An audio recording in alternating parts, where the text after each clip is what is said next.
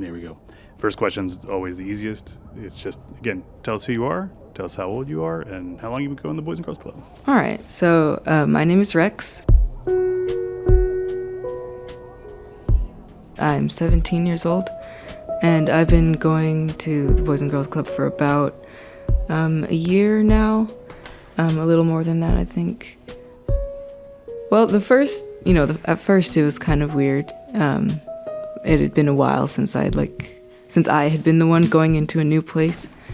But I found that all the kids and the staff were very welcoming. They were, pretty happy to find someone new. And while I am one of the oldest people, it's still really easy to connect with everyone, regardless of what age they are.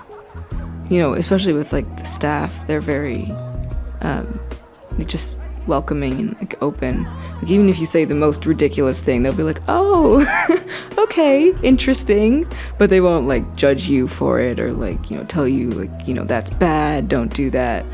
Unless it is actually bad, but they won't stifle growth. They won't stifle creativity. Yeah, I think that finding a way to express yourself is so important for teens, and I think that it's hard for a lot of teens because there's this expectation, right, that maybe the way that you're going to express your interests, your hobbies is just sports, right, or just something else like that. And so really providing a lot of alternative ways for kids to really be able to show themselves and express themselves, and having all those offerings, whether it's the music and the arts and the theater and the sports and the debate club and chess.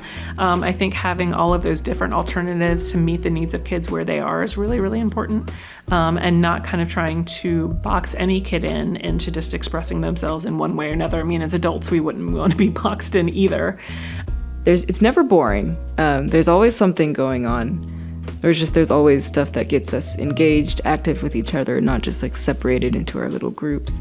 They are really always looking for ways to help the kids be more active with their internal processes. So having drawing exercises or having little dance competitions in the rooms and stuff like that, where you just let the kids just go off and have a bunch of fun, because it's just a nice a time to just express yourself and show what you like to do. And I think, too, once we kind of figure out what those passions are, really helping a kid to hone in on those passions. If it's art, how can we get them extra mentoring, extra tutoring around art? Maybe through an after-school program, and there's a special art teacher that comes in or something like that, really to help grow that child's interest. So my name is Decca Knight, and I am a licensed professional counselor, a licensed professional school counselor, and a national certified counselor. I've been in the field for a little over 15 years, and I've worked in a lot of different places around the Roanoke Valley. I've worked in the school system for many years as a school counselor. I've worked in private practice.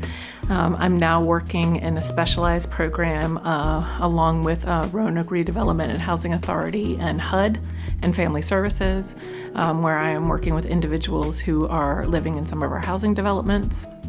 I've worked with adults and children and families, and I specialize in treating complex trauma and things related to that, like anxiety and depression, and working through childhood abuse and things like that.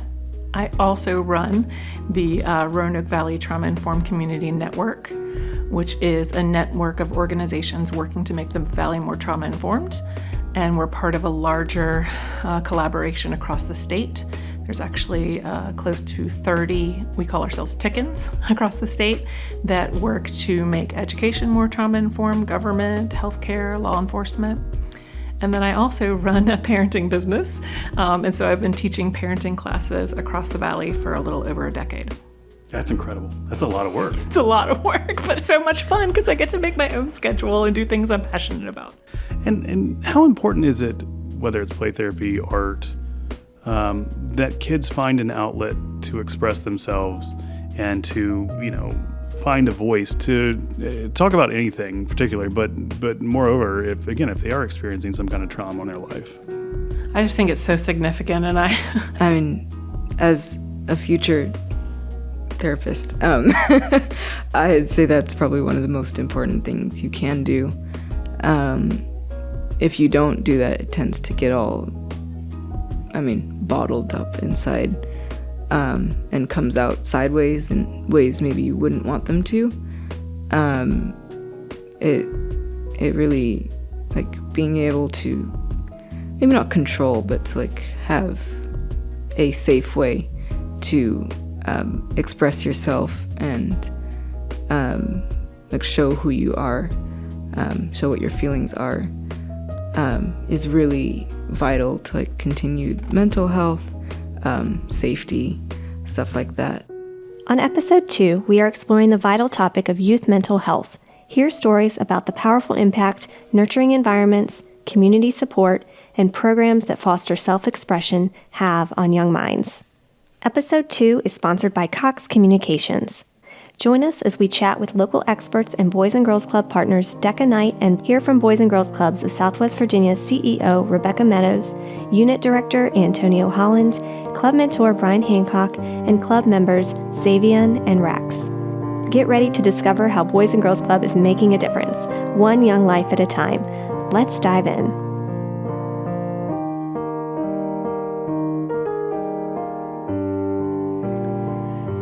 So, as we've talked about throughout our podcast time together, that our mission is to help youth become caring, responsible, productive citizens.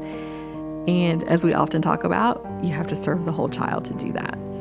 And how can we expect anyone to reach those things, our priority outcomes, the academic success, the character and leadership, the healthy lifestyles, if someone is struggling, and I think we all do at some point, struggling mentally and emotionally, it is really hard to focus on any of those other things. I'm Rebecca Meadows. I have the honor of being the CEO of Boys and Girls Clubs of Southwest Virginia. So, when we talk about serving the basic needs, right? Does this kid have food? Are they hungry? Because if they're hungry, they're probably not focusing either. Do they have shelter at home, right? Are they coming well rested, well fed, and prepared for the day?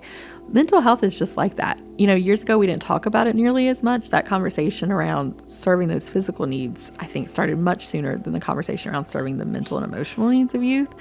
But it's just as basic of a need. Thinking about the stigma around mental health is such an important part of what we do.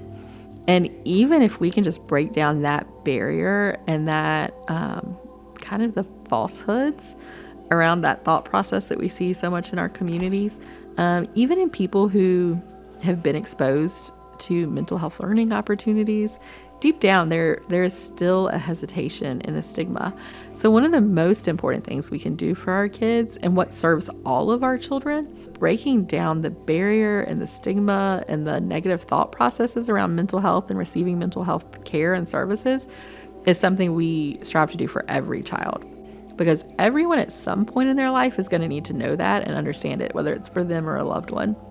Again, it's just part of the foundation of serving the whole youth. But as we talked about being trauma aware, that's a huge part of it too, is we strive for our staff to understand the things that affect children. So really what we know about trauma comes from the Adverse Childhood Experiences Study, which was a study that was done in the 1990s out in California. And that study tracked individuals as adults who answered questions about their childhood and things they went through. And then it tracked them long term to see what the long-term impact of those traumas were during their childhood. And we learned so much from that study. But the problem with that study is that it was done with individuals who had good health insurance, were mostly from middle, upper class neighborhoods. And so the original data that we got from that study really doesn't show us what happens across our nation, right, in different communities. It's really not reflective of that.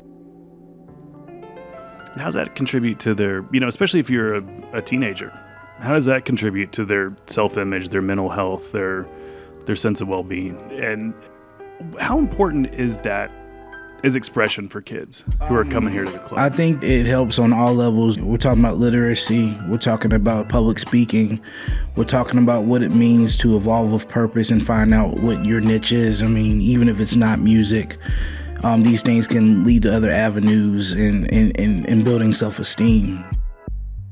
My name is Brian Harvest Black Hancock. Black is spelled Blaque.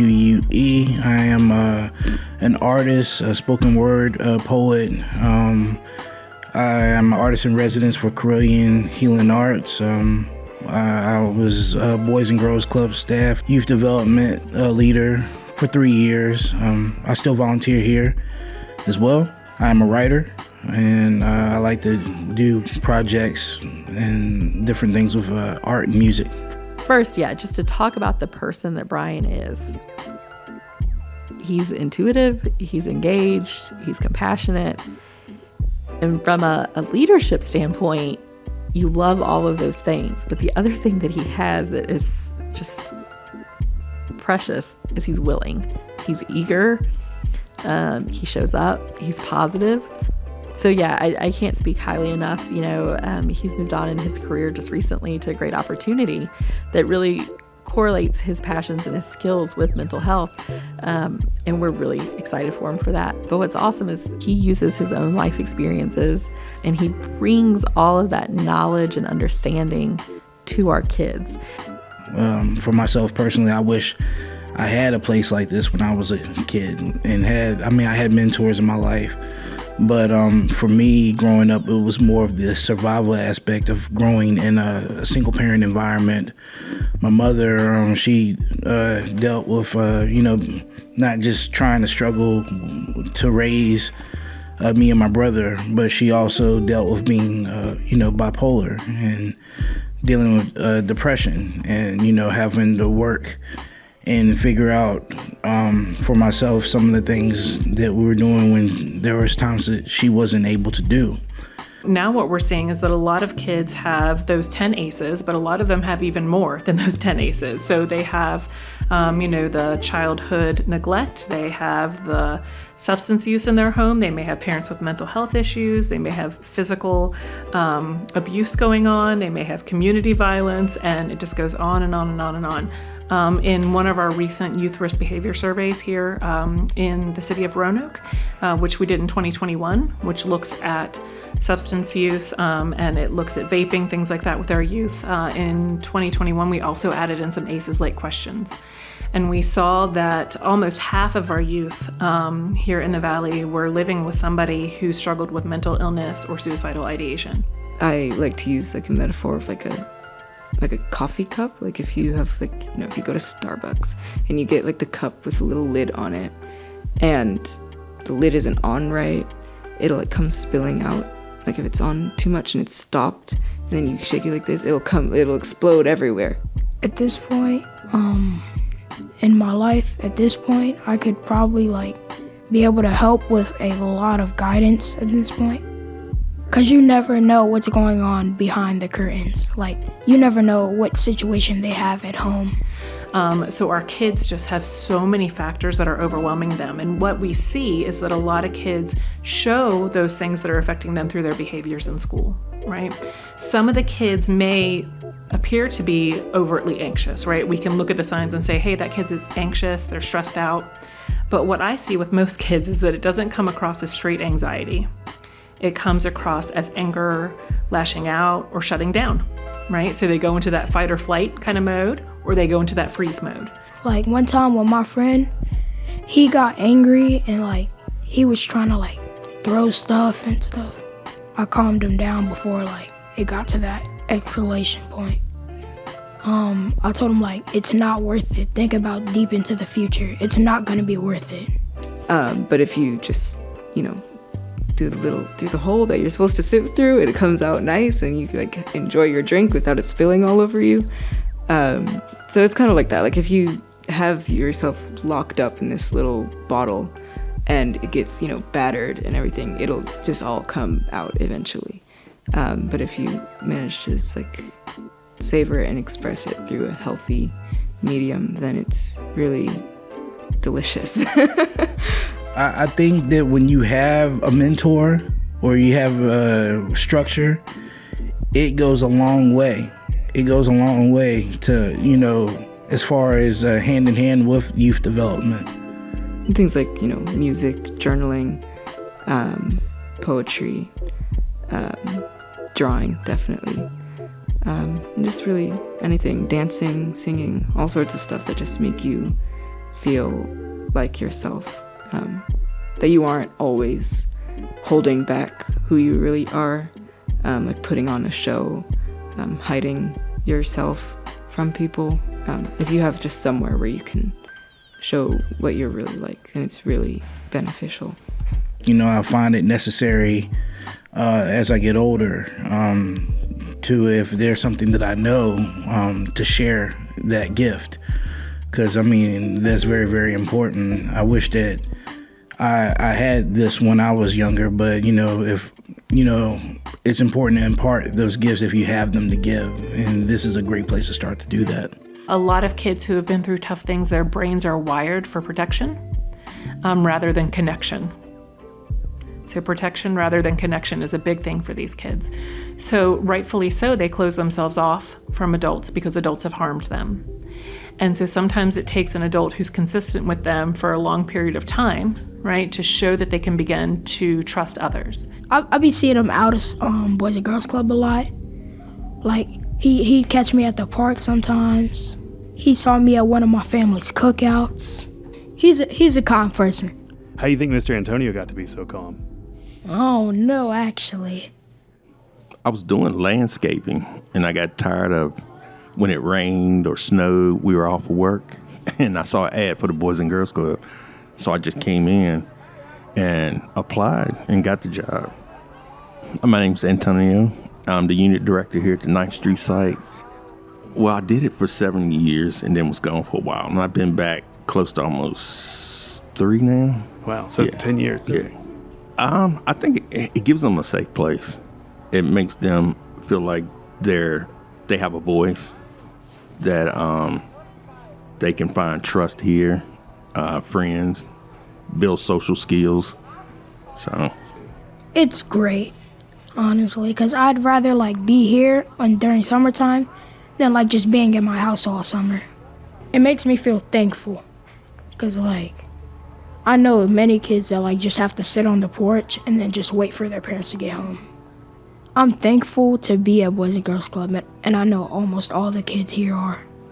Man, X he's an amazing young man. He's gonna go far. He really, whatever he chooses to do.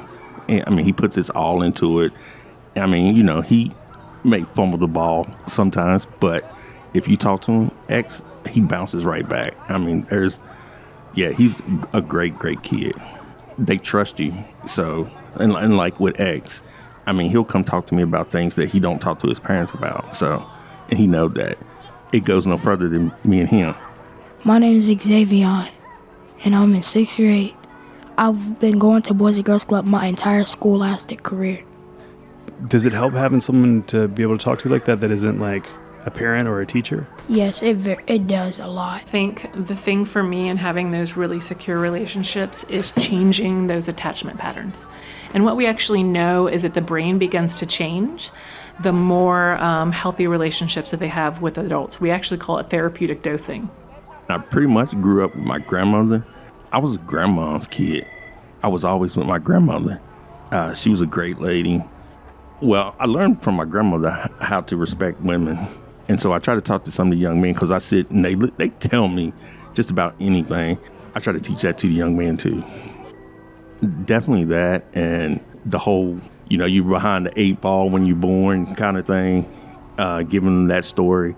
Well, it was mostly from Miss Shay and Miss Tiffany and Mr. Antonio. They'd speak to me about this stuff if I, got angry. And then, I just learned from my mistakes from them. So therapeutic dosing, you don't have to be a therapist to do therapeutic dosing. Therapeutic dosing is when you have moments of true connection with somebody else that feels safe and that you feel protected and cared for. And that can begin to build new neural networks in your brain that can help to rewire your brain over time for safety. my dad played travel softball, so he was gone all the time. But I have a stepbrother that I guess he taught me, like, you know, how to be a man, what not to do. He used to change my brakes on my car all the time. Then one day he was just like, no, get over here. And he made me change the brakes. So now I know how to change my own brakes on the car. But one day he asked me, because I was just hanging out with one of my cousins all the time. And he was like, Tony, where do you see yourself in 5 years? And I just looked at him and I was like, I don't know. And that's when I made the change. My cousin went off getting locked up and all that stuff. And I just went down the straight and narrow path. So there's been few times where like I'd be involved in a certain situation. He would tell me like what happened after like he got in those situations, like how stuff went downhill sometimes. It was Mr. Antonio's story where he got in trouble at school. Usually I like to like learn. They'd tell me stuff from their past so like I can help with my future. Like, if I ever got in trouble, they'd tell me, like, what they did when they were a kid and, like, how to fix it, how they fixed it, and then I'd be able to work on it. And that's why we say, for instance, in counseling and therapy, you know, the most important thing is the relationship. Anything else we do is icing on the cake. It's the same thing for kids who need trusted adults. The most important thing is the relationship. I formed some great relationships. I started with the teens, and they were some great kids, and they've grown up, and I still have relationships with them, and it just made me want to stick and help them. And if you have that solid relationship, then you can give kids consequences, teaching consequences, right? Which is very different than punishment. But they have a better understanding of why they need to do things differently or how they need to change and how they need to grow if they have that really solid basis with a couple of trusted adults. For me, it feels good. Like Jameer, he's one of the kids that used to come here. Great kid. Just seeing him go through some of the things that I went through as a kid and giving him some advice on what not to do and maybe what to do. He's turned his life around. He's a great kid. I mean, he's working 2 jobs. He's trying to start a clothing line. So, I mean, it's great to see what space he's in now. I also think that, unfortunately, for a lot of our kids, trusted adults come in and out of their lives. And that's really sad for me. And I've seen it happen with so many kids and so many adults who have a lot of trauma. You know, they may have a really great teacher for a year, right? Or they may have a really great mentor for 2 years. And my hope would be that somebody would be sticking with them, you know, all through middle school and high school. That's not always something that we can do. That's not always manageable. But we want them to know that they can have somebody that's going to stick around and have that person be that safe person for them long term. Because as I said, we're kind of rewiring the brain for safety. We can let down our guard when we see that somebody sticks with us. Basically, like being a good role model and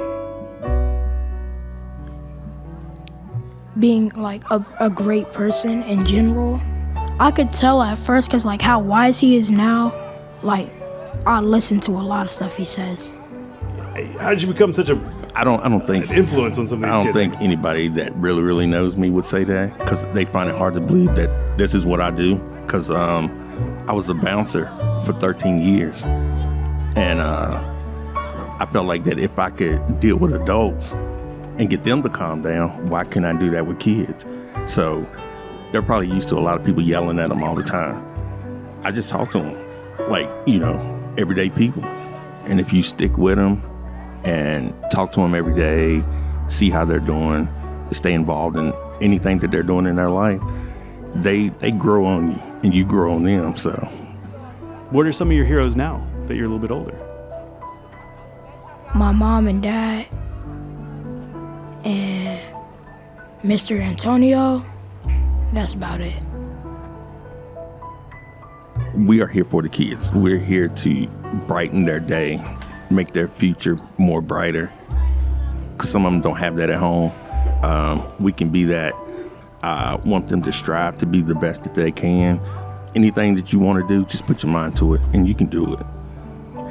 I think the second piece of that is you can have awareness all day, but if you don't have adults who can form healthy relationships with kids, then you can do every strategy, every type of therapy, every type of behavioral modification, and it's not going to make a difference unless you have adults who are fully present with kids and who hold space for kids and who understand kids developmentally, and can meet them where they are and give them what they need. I had a lot going on here lately with my dad. He has the whole cancer, fighting all that, and we didn't think he was gonna make it, but I was coming to work still. I mean, because a lot of them have a lot of problems or issues that I never had as a kid. So being able to help them and work through it helps you a lot too. And I come to work because I know one of these kids is gonna do something funny to make me laugh when I know I needed a laugh. So every day is different. Every day there's something funny going on, and I just enjoy coming here. It helps out a lot. You still want to be a football player when you grow up? Yes, sir, I do. I play football and basketball now. It's going good because I've got offers from a few football teams in Roanoke and Lynchburg. At his age right now, he don't know it all, but sometimes he think he does. And I think that's where we step in and we give him a little guidance. And like you said, I'll give him some of my life experiences. So I told the story about me and my brother. We were not the closest because I see a lot of them and how they interact with each other. You never know what's going to be a special relationship in your life. So my brother should have been my special relationship, but we wasn't the closest. And then my father asked me, before I die, I want to see you two get along. So we start going down that path, and my brother got sick, and he passed away. So I haven't really dealt with it, but I hate to see people when they're always at each other. And like I said, you never know, he could be that special light in your life. So I think it helps him a lot.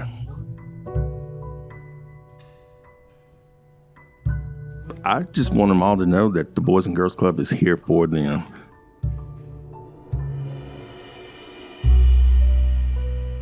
I love the kids. I love the club.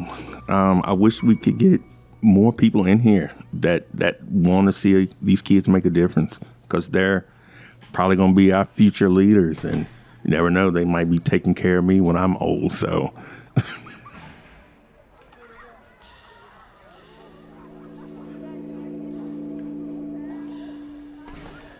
I was working another job as a community engagement specialist, but during the pandemic, not much community to engage. And so I was very grateful to find this opportunity here, and I started as doing management over at the Vinton location, and then was moved here to the 9th Street location. And it's just been here for 3 years doing the work and planning and doing programming for the kids here. This place is great, yet they still have it so humble.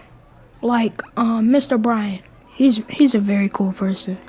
He could have probably been DJing at one of the world's big top shows, but he used to invite some of his DJ friends, and he'd teach us a lot about DJing and poems. I tend to keep my feelings and thoughts to myself a lot, which sometimes avoids conflict, but often I then have them hanging on inside, and I need to figure out a way to get them out. So I generally either write poetry or write music to try to express that. They're talking from a place of honesty and the things that they see that we normally don't, and it's a healthy way of self-expression, I believe. We'd write poems and journal entries and stories. It helped with my handwriting a lot and think outside the box a little more. And so first of all, I think that we need to look at every behavior as a reflection of something going on underneath the surface, whether it's a skills deficit or not having a good relationship or connection with somebody or feeling overwhelmed about school, whatever it is. And then offering that space for kids to talk about that. Poems help me. Like, sometimes I can't really say stuff to my parents because, like, sometimes they won't listen because they might be helping my baby sister. Like, let me to be able to say thank you to people, like to my mom and dad. I could write poems to them. And so it breaks down those barriers, because when you're speaking from your point of view and the things that you're seeing, and you're reporting how you're feeling and you're recording it, you know, it gives you this fulfilling, genuine rapport that you're having. And I think it's a great thing for after-school programs like, you know, Boys and Girls Club or any other kind of after-school program to do too, is to have those groups where kids can just kind of check in. Because if you normalize the checking in and you normalize talking about how your day was, then it doesn't seem as overwhelming, and you may catch something that you wouldn't normally catch if you didn't do that. My job here has been to kind of like fuse those elements of creative writing, and the kids have taken to it. You know, we talk about it, you know, as far as journaling being an extension of therapy. You know, it was for me growing up, you know, so. And so a lot of those mental health issues are going to creep up in those ways that we least expect it. That if we pay attention to it early on and don't discount any of those behaviors, and try to have those trusted adults provide the safe space for the kids to express themselves, then I bet we're going to hear a lot more sometimes than we bargain for if we provide that consistency for kids. I had great teachers in my life that, you know, gave me those outlets, and now they're part of my life, and they've opened up so many doors for me, so I'm very grateful. It's very helpful. Because, like, sometimes if I get, like, a little irritated, I'll just write it down. I'm pretty sure I could, like, write one, because I had a lot on my mind today. It's very helpful most of the time. It's I feel like there are a lot more colors in music than in words, so I prefer to do music, but sometimes it's really hard to like get the right feeling. So I have like the feeling in my head, but it's really hard to like translate it into notes that you can play. But it is the closest I can get most of the time. For myself, I've always felt like, you know, hip hop music and poetry, and they're like stories from the disenfranchised or the underdogs. They're very relatable. Artists can tell you who they are, and why we should be listening to them right now. And so it's like I can think about the first time I listened to like a Notorious B.I.G. record when I was 13 years old, and you know, I was kind of a heavy-set, nerdy kid, you know, and so I look at somebody like him, and he's telling his story and these cautionary tales of what it's like growing up in his environment, or Nas, and these people telling these relatable stories. It made me want to tell more and ask myself, why not me if they can do it as well? And so it's important to pass that torch and have these genuine conversations.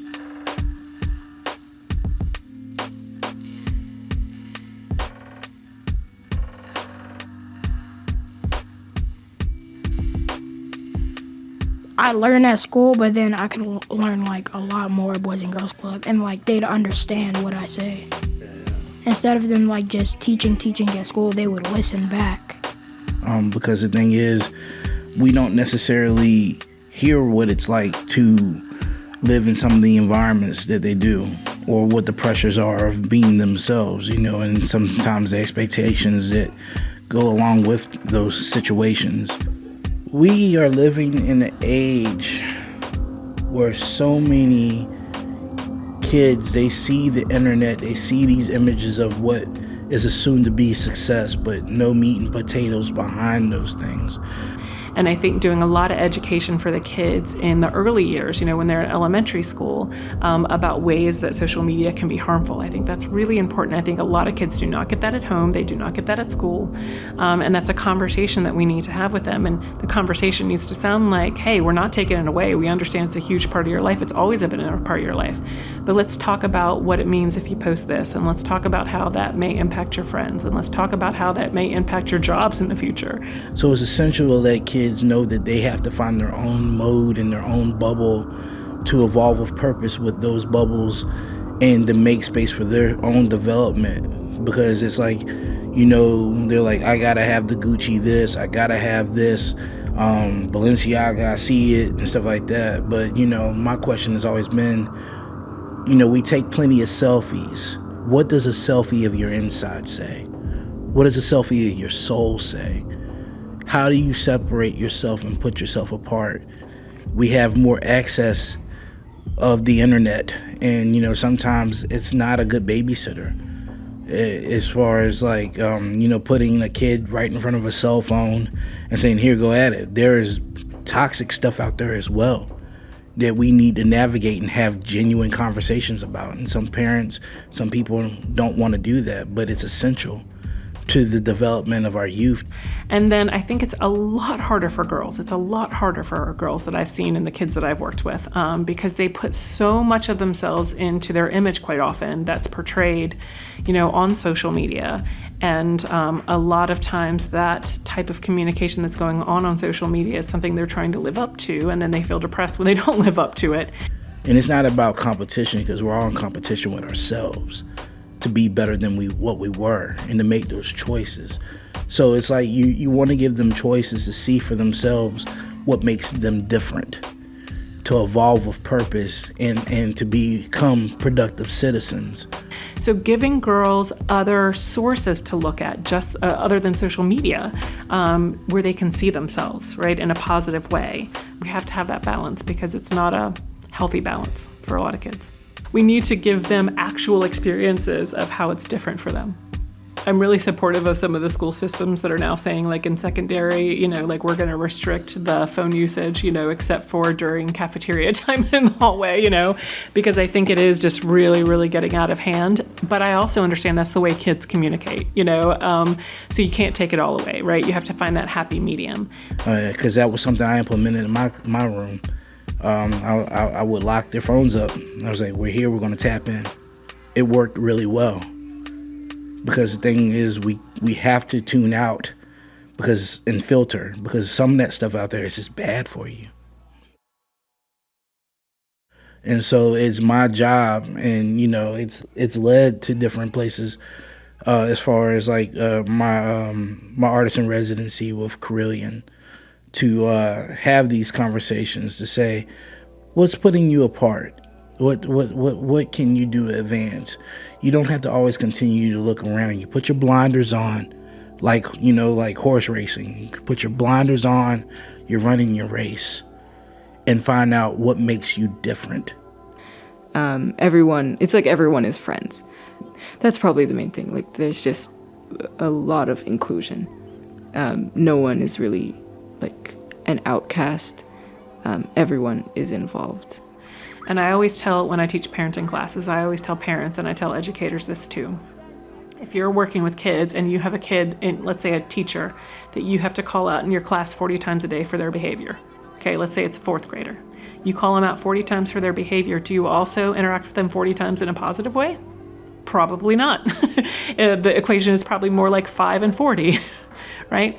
So then that kid is going to begin to believe that those behaviors are the way that they get noticed. I know a lot of after-school programs are very like, you know, you have to do this and this and this, and if you don't do those things, you'll get in trouble. And like, there is that to a certain degree. You know, there are rules, but it's, for the most part, it's very like, you know, you're allowed to be you. You know, do what you're supposed to do and have fun while doing it. It's really like a place where you're excited to be there. To have those frank conversations and to let them know that they have people that are here that they can trust is very, very important. And so it's important. Mental health is definitely important, especially at this developmental age of adolescence, to let them know that they're cared for. And sometimes some of the kids that we serve, they come from different circumstances than our own. So it's important to be sensitive to those things and to be empathetic. I think all the time about a lot of the adults I work with now who have never really been recognized at all for their talents, like at all. And, you know, even to take a compliment for a lot of them is very, very difficult. And that's true for a lot of our kids. You know, they're not seen a lot of times for the positive things that they have going on. They're just seen for their behaviors. And tell me about the talent show. So I was like kind of planning to not go, and then they were like, but don't, like, surely you have, you know, stuff that you can do. Like, I was like, well, I don't know. So I went home and like talked to my family about it, and they're like, you know how to play the piano, you know how to draw, like, you know, poetry, like all this stuff that you could do instead of just like being shy about it. So we really want to have what we call positive noticing as a much bigger part of the equation with kids. And what I mean by that is, again, if you're calling them out 40 times a day, can you notice them 40 times a day just for who they are? You know, like I noticed, you know, that you got new shoes on today. Tell me about where you got those. You know, I noticed you got a new haircut today. I noticed that you were helping your sister when you came in after school today. I noticed that you were working really hard on that math. You know, just notice, because they don't get seen for who they are. Quite often kids just get seen for their behaviors. And so, like, for me, I think it's just important the kids find out what they're about and make space to create, make space for the things that you enjoy. These are great tools to help kids with their imaginations and mental health. Those passions can open up other doors. I'm a testament to it. Almost reluctantly, like, tried to start looking for what I could play, and then I was like, well, actually, there is something that I like would like for people to hear, something that I am proud of. That, like, if I could just like get over like how scary it is to perform it in front of other people, I thought it could be really, really cool. I'll figure it out. Okay, ready when you are. All right. Let's see. Performing in front of other people. It'll be fine.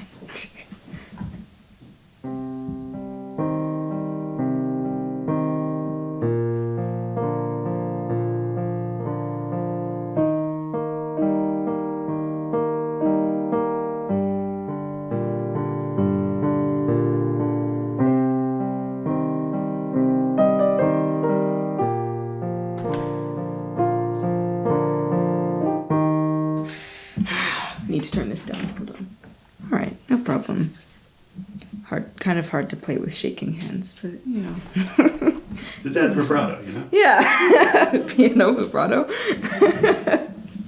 Yeah. Okay. If I stopped messing up the notes, then it wouldn't be an issue. But you know, I got this. Okay. Let's see.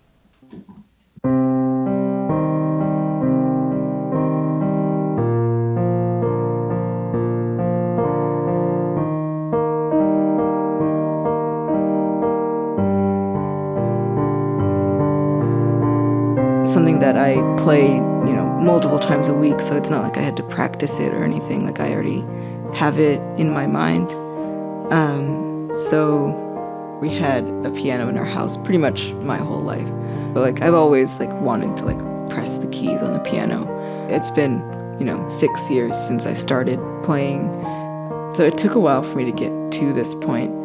And I think I probably wrote my first piece when I was, I don't know, 13. And just kept going from there, learning new progressions, learning new bass lines. And, you know, now I can write a full sonata, and just, you know, play whatever I want. I'm always writing new songs, 'cause, you know, just whatever I'm feeling at the moment.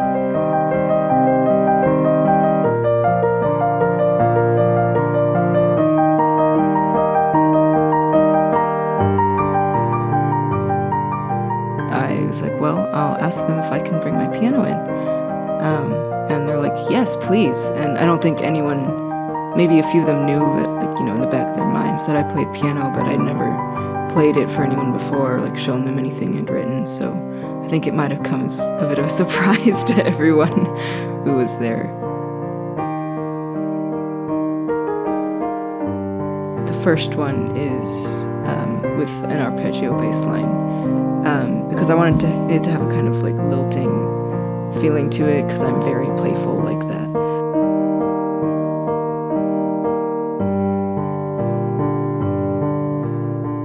the technical backstory is that I wanted to figure out what I should call it, and so I looked up what the definitions of a bunch of different types of music are, like preludes, sonatas, stuff like that. And sonata was the closest I could find where they all have like a common theme. And the common theme in this one is that I wrote them for myself and then my two best friends. So my movement is the first one. Then the second one is for one of the friends, and the third one is for the other friend. And I just tried to capture the way I engaged with these people, the way I saw them, as a piece of music that I wanted to make sure to incorporate in there to kind of reflect their personalities and our relationship and stuff like that.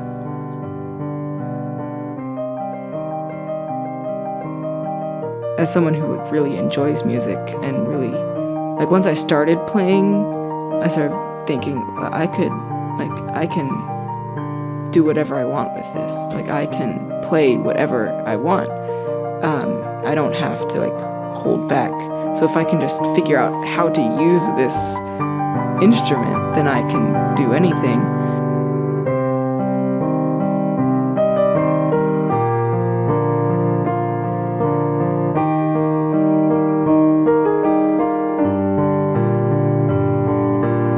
I mean, it's empowering, I would say. There are some things that you can't really share easily. But I feel I'm a kind of withdrawn person most of the time. I feel when I can play, it definitely communicates more about who I am for someone who maybe wouldn't know otherwise, and maybe in a way that I wouldn't know how to vocalize in a different way.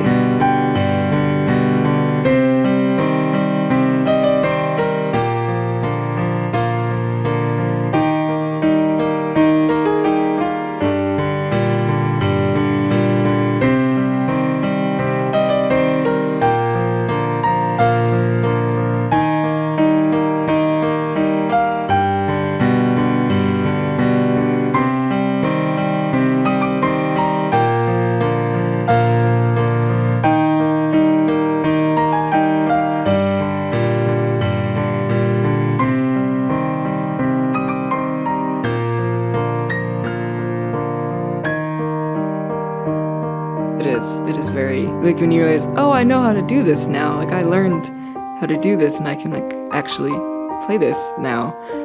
It's one of the most satisfying feelings when you finally get something out. Being able to show myself when I otherwise wouldn't be able to is very, I guess empowering would be the word that I could find for that.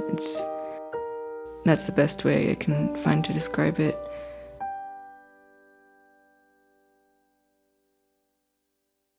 To be honest, I wasn't really paying attention to them while I was playing. But afterwards, they all said it was really, they were just blown away. So I tried not to let that go to my head too much. So when we talk about the magic of the Boys and Girls Club, I think about so many different things. First is people. I think we talked about that last year, that the people are what create the magic, whether it's the staff to the children and their relationships, staff to parents. And it really is this special thing. The impact of Brian's work, I wish there was a great way to measure it. I like data, I like measurables. And, I think it's beyond anything we'll ever capture in data. There's some things we capture there, but, it's big. He has so much creative depth. I don't even know how to describe it. On the outside, you would look at him and be like, oh, I don't know, he looks like he might beat me up. But then he opens his mouth and you're like, oh my God, you are a just phenomenal, amazing, very thoughtful, very kind person. He's an amazing poet. He's very good at expressing his thoughts and feelings through words and poetry, especially slam poetry. And then just talking to him, it really shows you that, people can be whatever they want to be. And it comes down to just being genuine in those rooms, being genuine to support them. Everybody here has a champion in the room. He's just a really special, individual. And when we talk about the magic of the club, people like Brian make that. I think it equips students with skills that maybe they'll use forever. How many adult friends do you know that still journal as a way to cope, to process? And by teaching those skills early, our goal is that it stays with them and that they find what that thing is for them. Like, he'd give me lectures about being kind and respectful. And then at first I was just like, okay, and then just go on with my day. But now I listen to him a lot more. Like, one time I got in trouble. Anytime I got in trouble, I used to hate, he'd give these long lectures. But then, now that he's gone, I realize what he means. Everybody here is a leader. They've been picked to be here. And if you have been picked to be here, it comes with a lot of responsibility. It comes with whatever your niche is, especially as a youth development leader. You're bringing so many skills to the table. And it's a beautiful thing. So it's important that the kids can identify with that and then be in a safe space where they can be themselves. And I wish I had that, but I'm fortunate that I'm able to give from my experiences and show them that, hey, you're loved, you have options. Sometimes it's not easy, but you're gonna be okay, and we got you. The other thing, though, I think that's really special with Brian, and we have some other leaders like this, is through those opportunities, our kids know our staff care about them. But when somebody equips someone else with that level of skill, this person cares about you and they believe in you. He sees me, he sees this. We're having these great conversations and he is spending his time, especially now, right? He doesn't work here. He comes on his own free time and does this. And so it just reinforces to the kids, gosh, I'm important because these people care about me. And, that goes a long way for mental health and self-esteem and feeling inspired. How did you get into all this? I mean, listening into, music and everything else, but, really to go further, to get into spoken word, to write beyond, just kind of hearing things and making an art out of it. What kind of sparked your passion for that?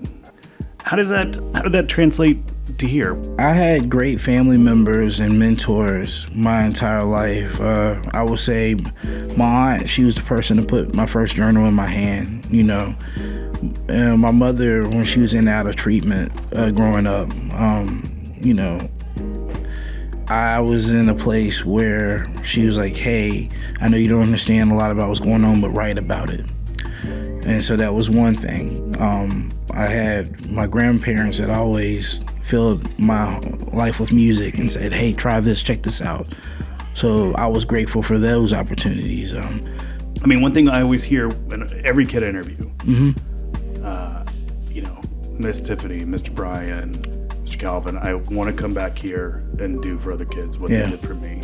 Did you have that kind of moment when you started working here too? Where you're I know that I had just great people in my life that, stepped in and were showing me things, and I'm grateful for those people because they poured into me.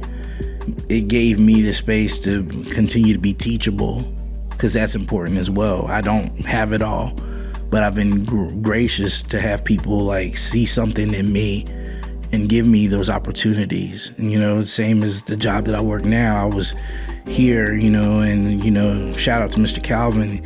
He looked at me and he said, you're a great guy and I need you here. Because also representation is important. And so me being a man of color and coming with my mindset and trying to teach, that showed something completely different. For me, it was more of a thing man, I wish I had this. I have a chance to give that back. I wish I had this. because like when I come here, and I'm grateful that they treat me like family, like the staff, some of the staff that have been here longer before me. Like sometimes I come here and I'm a big kid myself. I didn't have this growing up. Like it was really serious. I'm talking about like electricity getting turned off, we eating syrup sandwiches and doing homework by candlelight, and trying to figure it out. And mom was in and out of treatment. I'm talking about survival, like real like survival, to a place of coming here, growing up, seeing these things and wishing. I was like, wow. So I don't take any of it for granted, but I got to start here, and so many resources here. This is diversity by the soul, not by the numbers. Our stories are important. Our moments are important. Numbers are cool and stuff like that, but people who are showing direction and not just taking up space, they are genuinely showing you something, and they're trying to talk to you from a place of understanding and knowing when to listen and being righteous in those moments. Those are important. So many beautiful people here. I learned so much while I was here. These past 3 years were so wonderful, and the people on all levels, try not to cry right now, to be honest, they have been beautiful. And this is the real deal. Like everybody that works here genuinely cares about the kids that they serve, and they we just do it. We do it for the kids. And I was like, I really wish I had that. So if I know something, I've got it, I want to give it back. And it's all in love. It's genuine love. So I would say that is a secret sauce. It's genuine love, and there's nothing in the world that I would not do. There's nothing in the world, because I know what it is, and I'm very humbled and grateful.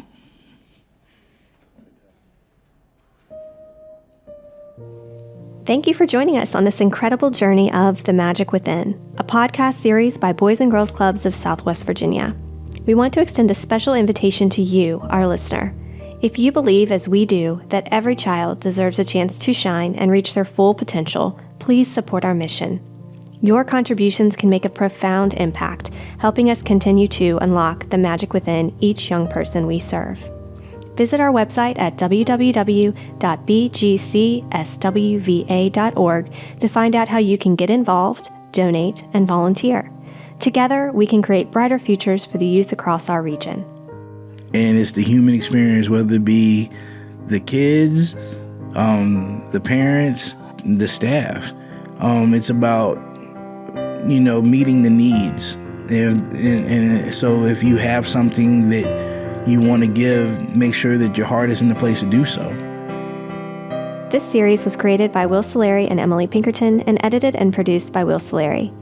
Thank you to our podcast series sponsor, P1 Technologies, and episode sponsor, Cox Communications, with additional support from Branch Group, Whistler Plumbing and Air, Safe House Signs, Carmus, Pinnacle Financial Partners, Roanoke Valley Orthodontics, New River Electrical, Dominion Risk Advisors, First Citizens Bank, Freedom First, and Member One Federal Credit Union.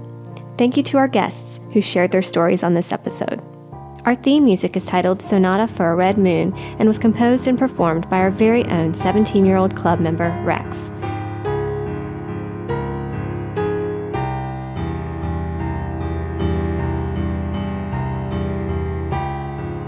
We appreciate you joining us. Until next time, keep believing in the magic within.